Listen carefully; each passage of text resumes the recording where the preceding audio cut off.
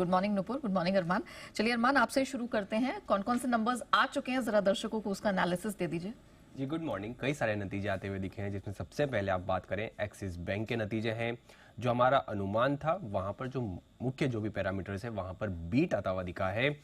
NI लगभग 19% बढ़कर आई है, मुनाफा 10% बढ़कर आता हुआ दिखा है। जीएनपीए जो है वो गिरकर आए हैं, 1.96% से गिरकर 1.73% पर आते हुए दिखे हैं, जो कि हमारा अनुमान 1.9% के आसपास का था। और अगर आप टोटल डिपॉजिट्स की बात करें तो वहां पर भी 18% के आसपास की बढ़ोतरी है।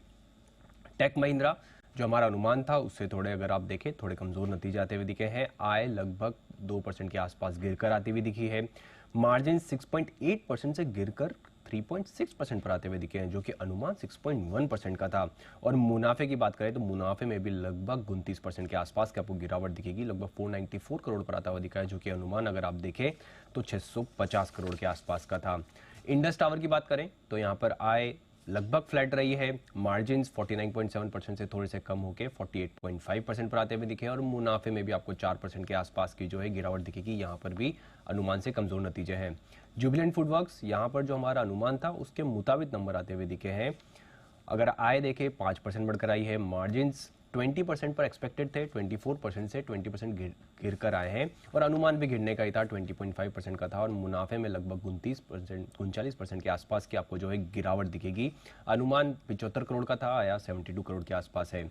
शेयर इंडिया सिक्योरिटीज जो कि हमारा नाक स्टॉक भी था, वहां पर जो अनुमान था उससे और बेहतर नतीजे आते हुए दिखे हैं। आय में लगभग 53% का उछाल है। मार्जिन 45.4% से इंप्रूव होकर 48% पर आते हुए दिखे हैं। अनुमान 46.2% का था, और मुनाफे में भी 58% का आपको उछाल दिखेगा। तो सभी पैरामीटर्स पर यहाँ पर बीट आता हुआ दिखा है।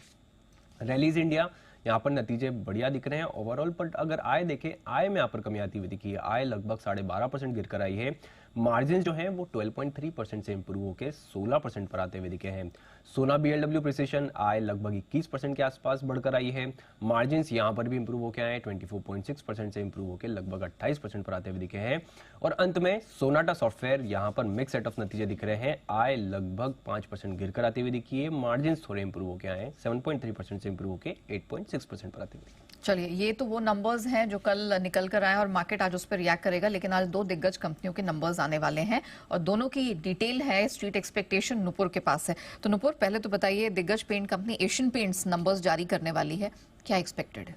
बिल्कुल, यहाँ पे ऑपरेशनली स्ट्रॉन्ग नंबर्स रहने वाले। कंपनी की आय देखें तो करीबन 7% से बढ़कर इस क्वार्टर में आती हुई नजर आएगी। 9,033 करोड़ का हमारा आंकड़ा है। मुनाफे पे भी देखिए कामकाजी लेवल पे तो 1,800 करोड़ के आसपास कामकाजी मुनाफा आ सकता है। 47% की ग्रोथ लेके चल रहे हैं। मार्जिन एक्सपेंशन की उम्मीद है क्योंकि लागत कम होती हुई नजर आई है। बेस में जो लागत थी वो काफ़ी एलिवेटेड थी, जिसके चलते मार्जिन इम्पैक्टेड थे लास्ट क्वार्टर में। लेकिन इस बार 20% के मार्जिन आ सकते हैं, 15% से बढ़कर।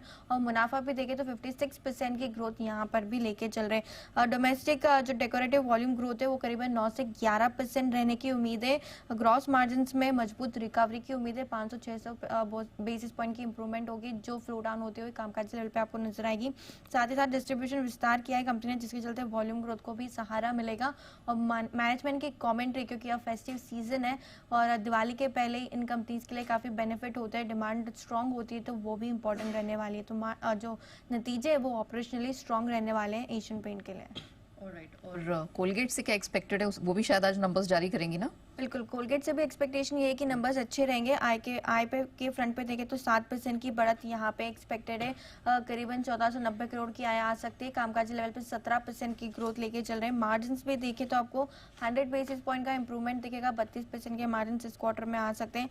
और मुनाफा भी 20% से बढ़कर 333 करोड़ के आसपास आते हुए नजर आएगा। वॉल्यूम ग्रोथ 3 से 4% ग्रोथ रहने की उम्मीद है, तो यहाँ पे रखनी है नजर। प्राइस हाइक से ग्रॉस मार्जिन में विस्तार की उम्मीद है, जिसके चलते फ्लो डाउन होता हुआ आपको कामकाजी लेवल पर भी एक्सपेंशन नजर आएगा। कंपनी ने काफी सारे नए लॉन्चेस किए हैं और साथ ही साथ रीलॉन्च भी किए कुछ प्रोडक्ट, जिसका इम्पैक्ट आपको इस क्वार्टर में दिखेगा। और मांग और ग्रोथ स्ट्रेटेजी पे मैनेजमेंट की कमेंट्री इंपॉर्टेंट रहने वाली है, क्योंकि हाल ही में नए मैनेजमेंट की एंट्री हुई है, जिससे काफी बेनिफिट स्टॉक को मिला है। चलिए, तो ये दो बड़ी कंपनियां हैं जो अपने नंबर्स जारी करेंगी। लेकिन अरमान, इसके अलावा भी तो और भी कंपनीज होंगी जो नंबर्स जारी करेंगी। ट्रिगर्स और खबरों के दम पर कहाँ कहाँ एक्शन रहेगा? बिल्कुल, आज नतीजों में निफ्टी में आपको एशियन पेंट्स के नतीजे आते हुए दिखेंगे। एफ&ओ में भी कई सारी कंपनियां जिनके नतीजे आएंगे आपको, कैनरा बैंक, कोलगेट लीजिए, Shriram finance, ACC, Coromandel international, Dixon और आदि कई कंपनियां जिनके आपको नतीजे आते हुए दिखेंगे। एफएल इंडिया बोर्ड बैठक में प्रेफरेंशियल बेसिस पर इक्विटी शेयर जारी कर फंड जुटाने पर विचार किया जाएगा। सोमानी सिरेमिक्स, यहाँ पर बोर्ड बैठक में शेयर बायबैक के प्रस्ताव पर विचार किया जाएगा। आईपीओ के हिसाब से IRM एनर्जी, इनके आईपीओ की लिस्टिंग है। एक्स डेट है जय भारत मारुति में स्टॉक स्प्लिट जो है ₹5 से ₹2 का। आईपीओ अपडेट्स के ब्लू जेट हेल्थ केयर, जिनका डे 2 है आज। डे 1 में अगर आप देखें ओवरऑल 69% बढ़ता हुआ दिखा है। रिटेल का हिस्सा 78%, एनआई का हिस्सा 1.4 टाइम्स और QIB का हिस्सा लगभग 1% बढ़ता हुआ दिखा है। खबरों पे आ जाएं तो आपको संवर्धन मदरसन यहाँ पर आपको ध्यान रखना है, क्योंकि कंपनी ने यूरोप में स्थित कुछ यूनिट्स के लिए फेज्ड ऑपरेशनल रिकॉन्फिगरेशन प्लान जो है वो शुरू किया है और इसके चलते अगर आप देखें ऑपरेशंस अच्छे होंगे और उसी के साथ साथ कस्टमर को बेहतर तरीके से सर्विस देने का जो है यहाँ पर किया जाएगा। और इस टोटल इस रिकॉन्फिगरेशन में वन टाइम जो कॉस्ट है वो लगभग 220 से 265 करोड़ के आसपास जो है वो लगेगी। BLS इंटरनेशनल, यहाँ पर अगर आप देखें आज से भारत ने कुछ कैटेगरीज के लिए कनाडा में वीज़ा सेवाएं जो है फिर से शुरू की हैं। HMA एग्रो 8 नवंबर को बोर्ड की बैठक होगी और इसमें नतीजों के साथ साथ शेयर विभाजन पर विचार किया जाएगा। बल्ड डील्स पे बात करें तो आदित्य बिरला फैशन रिटेल, यहाँ पर ग्रिफिन ग्रोथ फंड ने लगभग 97 लाख शेयर जो कि 1% इक्विटी है वो बेची है। क्रेस्टा फंड ने यहाँ पर खरीदी है उतनी की उतनी ही। इंडिया बुल्स हाउसिंग फाइनेंस, यहाँ पर कैप्री ग्लोबल ने लगभग 25 लाख के आसपास शेयर्स जो हैं वो बेचे हैं। और अंत में RBL बैंक की बात करें तो यहाँ पर BNP पारिबास ने लगभग 32 लाख शेयर्स जो है वो बेचे हैं। ओके, चलिए अरमान, धन्यवाद वो पूरी डिटेल दर्शकों के सामने रखने के लिए।